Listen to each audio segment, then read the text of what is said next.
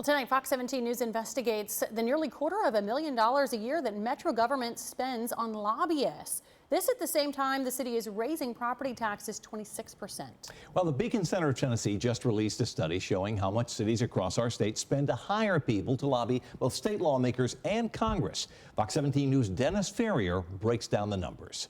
The Nashville mayor's office is a short walk to the legislature, but instead of using Metro staff to meet with lawmakers, the mayor hires lobbyists to represent Nashville's interests. Is that how you want your new property tax spent?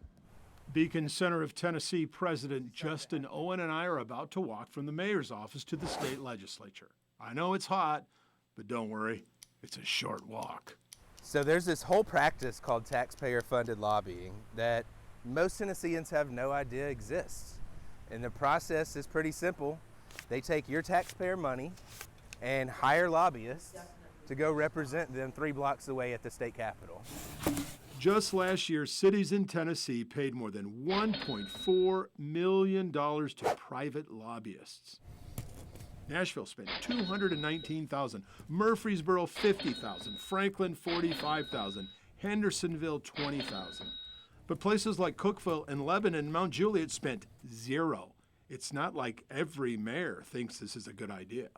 With the staff that you have, why not use your own people to build those relationships and represent Nashville's interests? Why go and spend that money?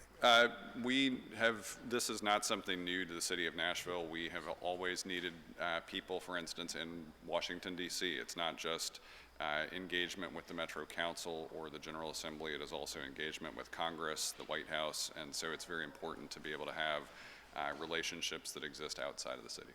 But just because it isn't new doesn't make it good, doesn't mean it isn't something city employees should be doing. There's nothing wrong with having people in your office regularly calling on state reps that they know.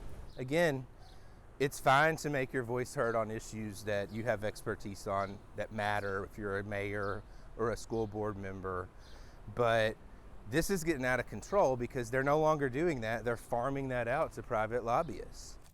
Nashville is not the only city spending more than $200,000. In fact, no one spends more than Knoxville at $252,000, according to the Beacon Center report.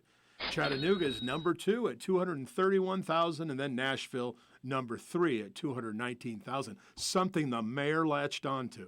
In a climate where we're raising property taxes, shouldn't we look at every dollar as a Dennis, you just possibility? identified 2 smaller cities that spend more. I would say we're offering Nashvillians good value for their dollar as we seek to protect programs like right here at Metro Public Health. But they're not 5 minutes away.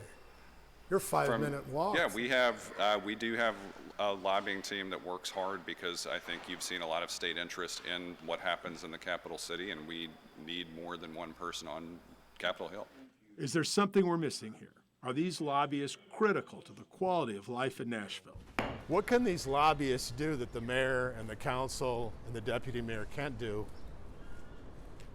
Probably the only real thing that they're providing in terms of a service is keeping local government officials updated on what's happening up there. But that's what you have the Mayor's Association for. You've got Tennessee Municipal League, the County Services Association. You've got all of these groups that already get paid dues by these local governments to do that. But the money is going to lobbyists, and the contracts are lucrative. Here's the latest Nashville hire. Lobbyist Butler Snow, $676,000 for 5 years, ending in 2030. That's the statewide trend. The number of lobbyists have tripled in the past 10 years. Well, this interview didn't last long. We got to the Capitol in 5 minutes and 35 seconds. Time enough for one final thought. Yet you're spending $200,000 a year hiring private lobbyists to represent you 3 blocks away. And that's $200,000 that's not going to police, that's not going to our schools, that's not going to fill potholes and those other basic government services. We are going deeper into these contracts, and we've discovered more. Look for a follow-up soon. I'm Dennis Ferrier, Fox 17 News, your Code Red station.